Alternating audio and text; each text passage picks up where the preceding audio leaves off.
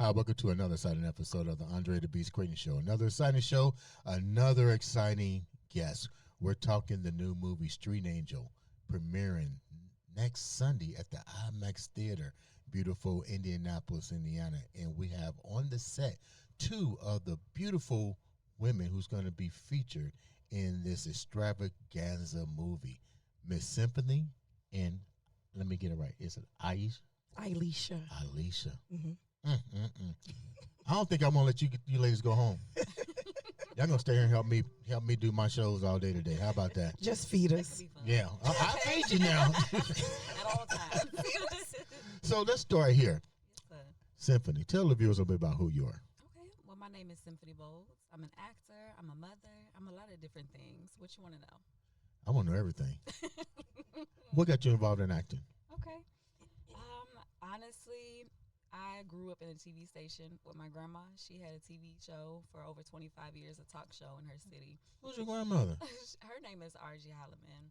And she passed away last year, so rest in peace to her. But she was a huge advocate in the community in Grand Rapids, Michigan, and her TV show was called Time to Talk. So I just grew up backstage all the time. I did my very first audition with her, which was theater, so much different than film. And ever since then, I went to a school that was constantly doing productions, musicals in elementary school, continued that on in high school, and once I moved to Indianapolis, started getting into film. So When did you move to Indianapolis? 2008. So I've been here a while. So you're from Michigan? I'm from Michigan. And you came all the way to the greatest city in the world, Indianapolis. I'm proud of you. Baby girl, tell me a little bit about you. Who are you?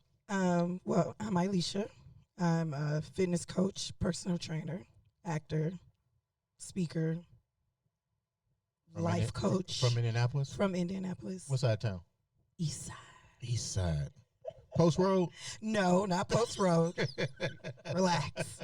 No, not Post Road. No shade. No shade. So what got you guys, either one of you, what got you guys into being a part of this movie, Street Angel? Well, to begin with, my story is so opposite of yours, Symphonie. Like, acting fell into my lap. I grew up a creative, though. Like, went to school for fashion design, always was into dance. It was very peculiar because when I first met my husband, he said, "Have you ever been an actress? Because I feel like I can see you acting." This was 15 years ago.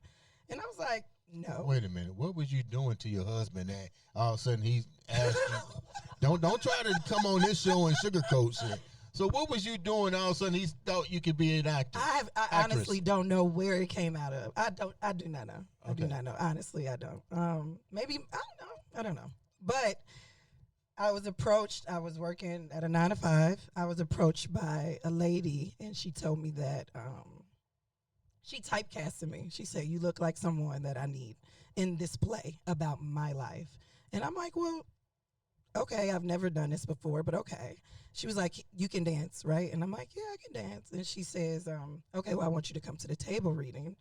So fast forward, I get to the table reading, and she looks around, and she's like, "Well, somebody is the villain in the room." And I'm not thinking it's me because I don't know who my character is. And she was like, "It's you." And I'm like, "Dang, what?" She's like, "Yeah, you used to bully me. Your character used to bully me. She took my man." I was like, yeah, that was crazy. So I did not grow up around acting. However, it fell into my lap, and I feel like it's God's gift. Let's talk. I'm going to stick right here. Okay, something.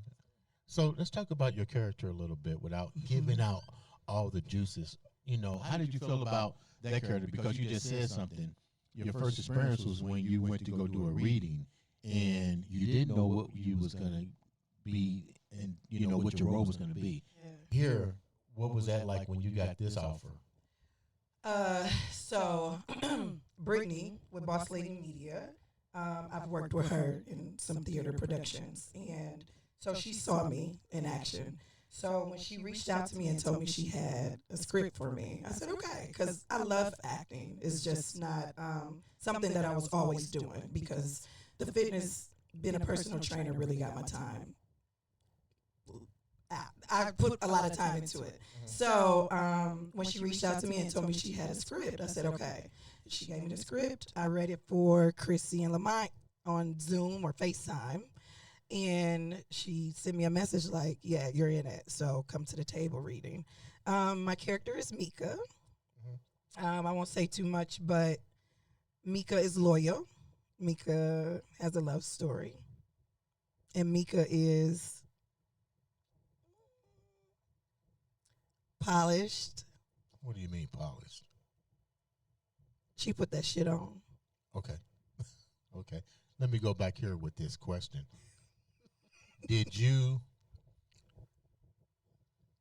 Were you able, when you read the transcript or whatever you might want to call the treatment, did you see yourself in this character? I did. Really? Yeah. It was very easy to play for me because I see myself. Has this happened to you often with other parts that you find yourself in? Yep. What about that part? What about that character do you find yourself more relatable to? The loyalty. Really? Yep. Love. I'm a lover. Okay, hold that thought. Let's talk about your character. What was it about your character that you found so interesting, and what was your take when you got offered the part? Okay, so And you better put that microphone. I know your voice is soft as got all you. outdoors. So when I was offered the script, I did the audition. Brittany says, she said, "Hey, I got a role for you that we want you to audition for." I said, "Okay, let's check it out." I also did the Zoom audition. I read it. I was like, "Okay, all right, let me do this." And they immediately was like, "Yeah, this is your role." And I felt that same way too as I was reading that script. I said, "Wait a minute. Did y'all write this for me? Have y'all been watching me?" Because what I saw from my character, and I didn't have the entire script. I came in a little bit later after everybody else, so I wasn't at the original table read. So I came in. What does that mean, the original table read? What is that? For the viewers that don't know, I don't know. That's why I'm asking. Yeah, so basically the table read is where all of the actors come together to read the entire script all the way through for the very first time with everybody else. Are you allowed to give input? What if something in the thing you don't like and you say, you know what, let me put it like this. Are you allowed at that particular moment, and everybody's there, allowed to tweak the character? Because you have to play that character. What if you want to add something in and be like, I might want to do this. Do they allow you to do that? I know my place. Period. Like, tweak a character. No. Honestly, I think it just depends on who you're working with.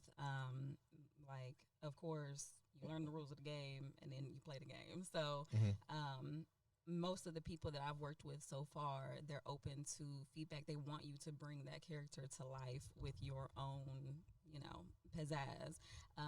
But I try to stick to the script, how the writer intended as much as possible, just because that's their vision, and I'm here to bring your vision to life. So it just depends, honestly. What was it about the role or the character that you found most interesting for yourself? And don't lie. Like I said, I saw a lot of myself in this character, and I said, have they been listening to me? Why this person is talking exactly how I would probably talk to somebody. Give me an example. give me one particular part of that you saw in yourself that you was like, are they watching me? Or should I just sing this song? I always feel like somebody watching me. Keep singing. And don't lie. I'm just trying not to give it away. Okay. Don't give the good part. Give a part that you go, really? The whole thing. Really? The whole thing. I read it. I was like, this is crazy. So it was easy for me to play, easy for me to step into that role, and bring it to life and just embody exactly what she is. My character is Imani. So I'm just saying, come see her, come find out. She has a love story in there as well. That's what I can say. Oh, okay. All right. The next question I got to ask both of you ladies in the movie, without giving away, what's you guys' connection in the movie? As far as Like, do you know each other? Like, give me a little bit of our characters. Yeah. Do you guys cross paths in the movie? Like, without giving all the information, like, how do you guys intertwine in the movie? That's a mystery. Give me something. It is a mystery. That's why. Do you know her in the movie? Can you say yes? No? I know her. Oh, shit. I mean, okay. Okay. Yeah, okay. I know her. The question is, does she know me? I do not. Damn. Okay, wait a minute. I do not. So you don't know her, I do not. but you get to know her. I get to know her. Okay. I won't go no further. Is it good? Is it worth getting to know her? Absolutely. Is it worth knowing her? I believe so. Yes. Okay. I believe so. Now that you got these characters down, I'm gonna be honest. Would there be anything about your character that you wanted to change or add to your character that you felt would have made a difference for maybe a part 2 of the movie? Either one of you guys. And don't lie. And don't lie. Keep saying that. Don't lie. See, we don't fib around here. So is there any part?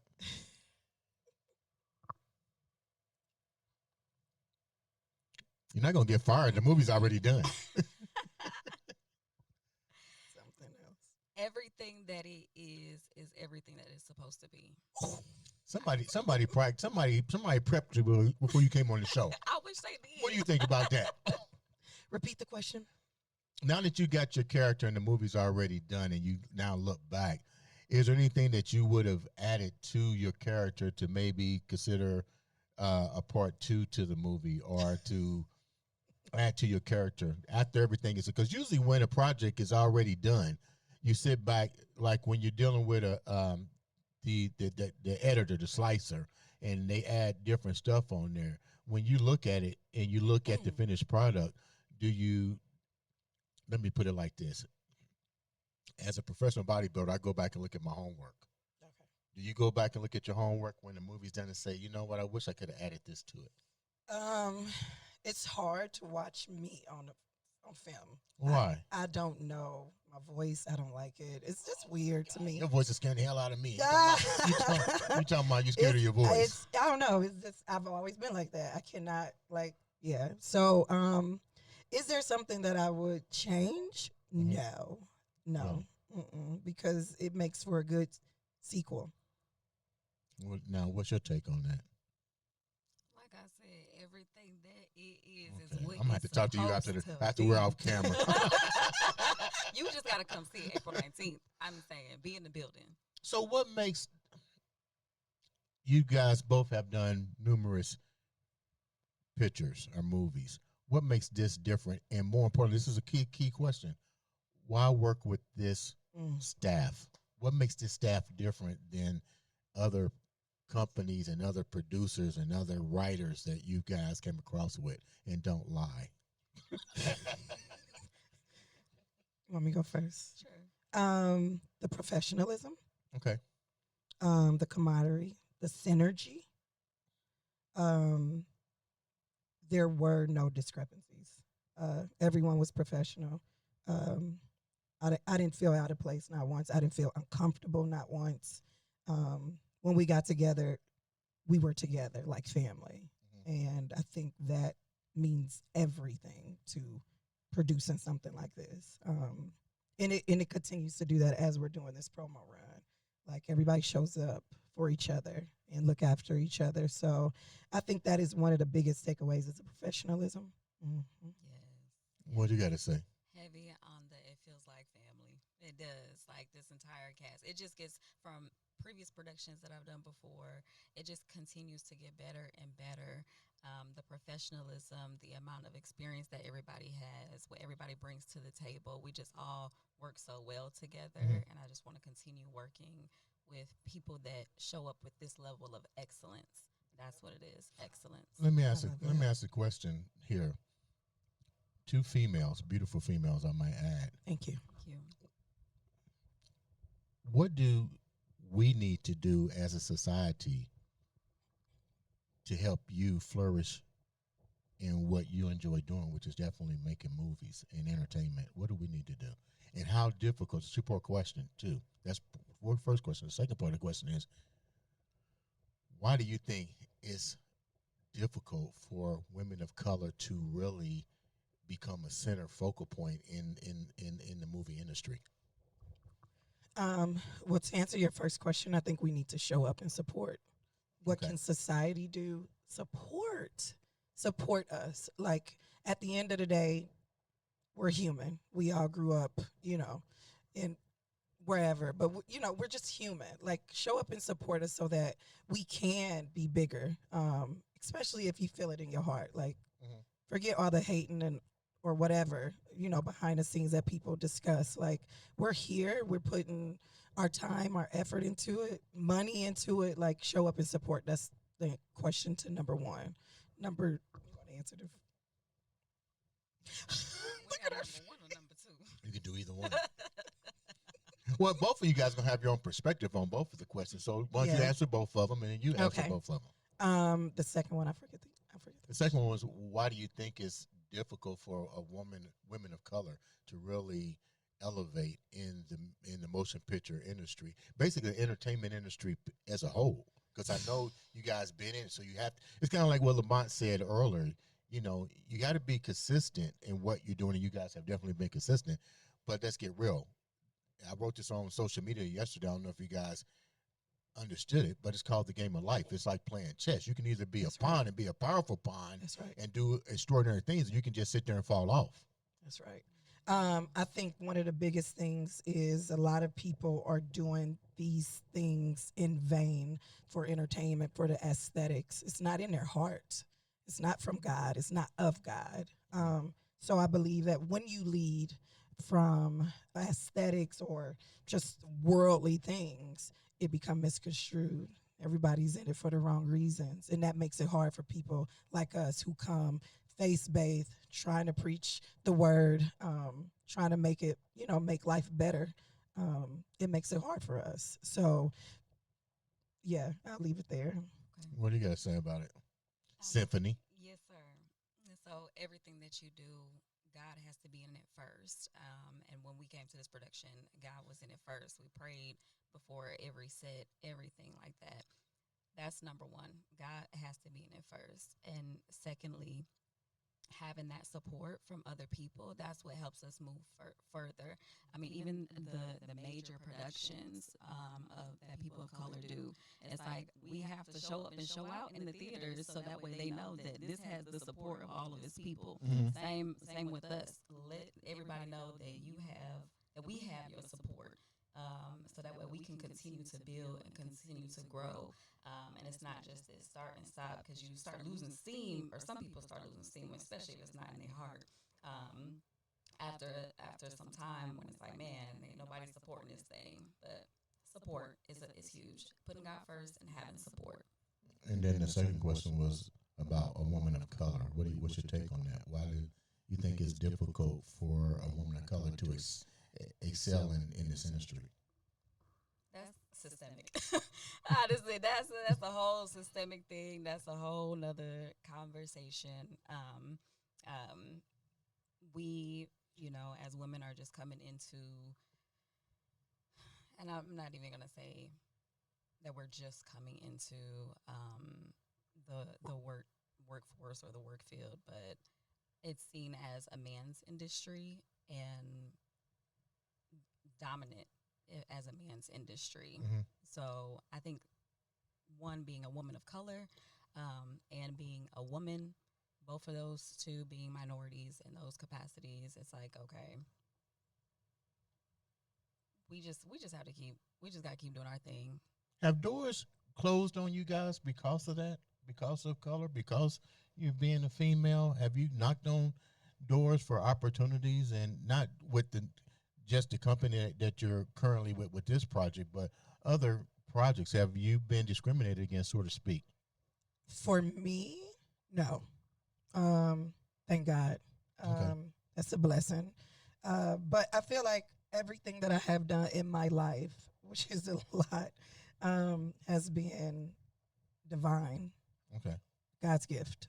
So I listen to Him and I follow what He tell me to What do. about you? Any doors closed?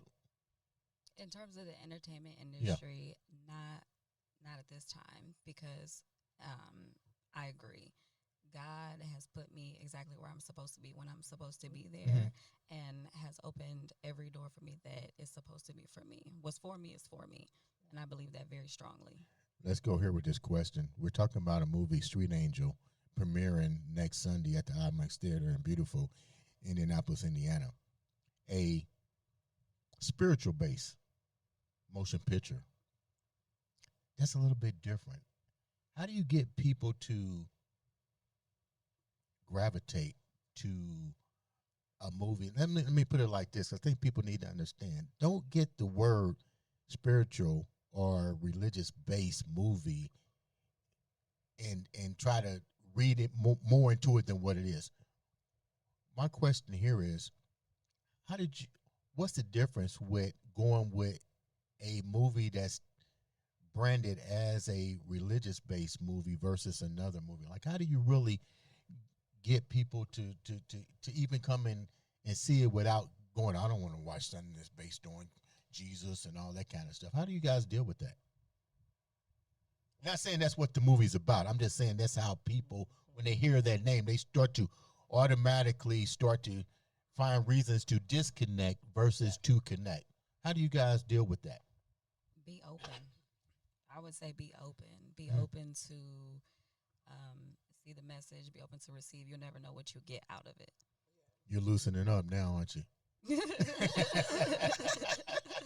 a little bit. What's your take on it, baby girl? I would say be real.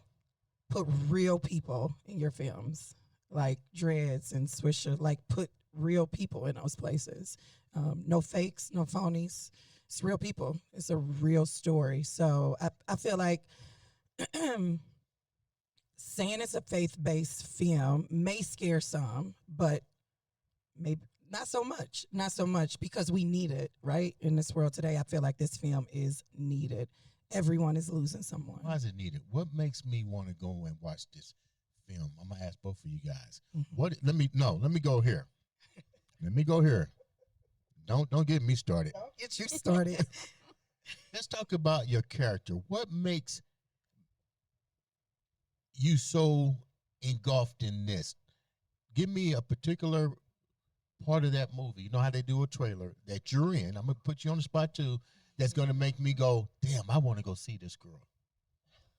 Just give me a little bit of something that you did that it even resonates with you to this day. That you go, damn, I was powerful in that particular part. Don't look at the audience. They can't help you. Shit. Say it again. No, it's kidding. I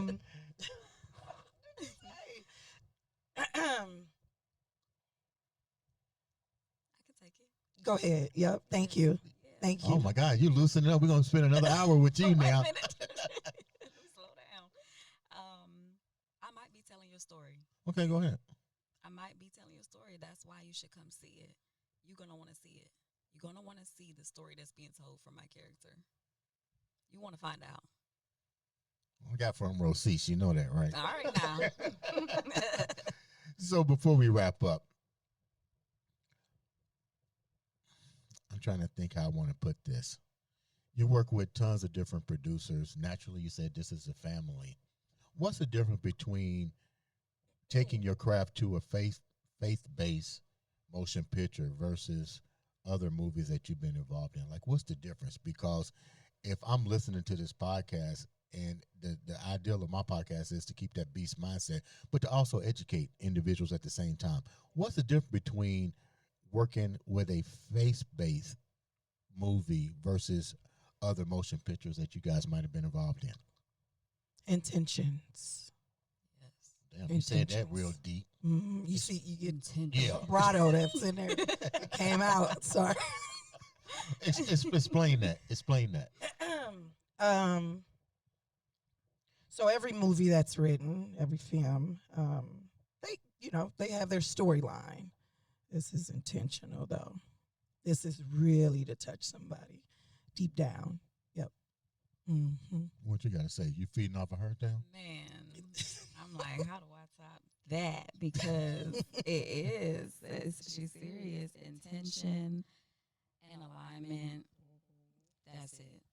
Now that you guys got involved in this type of motion picture, do you find yourself really wanting to go back to, I'm not going to call it meaningless motion pictures, but there is a difference. This is something with a message. Do you find yourself now more gravitating to a faith-based network in motion pictures as opposed to going outside to do other motion pictures that may not be in alignment with your purpose? I wouldn't say it makes me gravitate more to it. I would say that after watching this film in its entirety, it made me feel like I was purposeful. I was used in the right lights. Yeah, that's what I would say. I'm not steered in any direction other than what is purpose for me, what is aligned with me. If I'm not feeling it, if something isn't right with it, I'm not going to do it. I'm only going to do and use my discernment with that, what God has for me. I'm only going to do what God allows me to do. I'll put it that way. Before we wrap up, once again, let me say thank you for having both of you ladies grace the studio stage. You're definitely beautiful and very talented. I do recommend you guys go out there and support and watch these ladies in the movie Street Angel this next Sunday at the IMAX Theater. But you guys are also on social media. How can the viewers reach out to you and support you? Because we mentioned the word support, and that means a lot. So let's start on this side. How can the viewers reach out to you? You can reach out to me. I am Fusion Fit Warrior on all social media platforms, including YouTube. Yeah, that's how you can reach out to me. Fusion Fit Warrior. Fusion Fit Warrior. I'm scared as hell. not a How can they reach out to you, baby girl? Let me go find out because I'm a certified yoga teacher myself. Okay, sis. Oh, okay. We got fitness experts up in there. Yeah. So I'm Cynthia Moore on all social media platforms. That's SYMPHIIAMOR. Ladies and gentlemen, make sure you support, subscribe, like, touch that button. Sometimes all it takes is one click of a button to change your life or to make a difference in somebody else's life. Make sure you go to the IMAX Theater next Sunday for the premiere of Street Angel. It's a red carpet event. Dress to impress. Yes. I don't want to see you coming out there with no jeans on. Yes. Ladies and gentlemen, this has been another exciting episode of the Andre the Beast Creighton Show.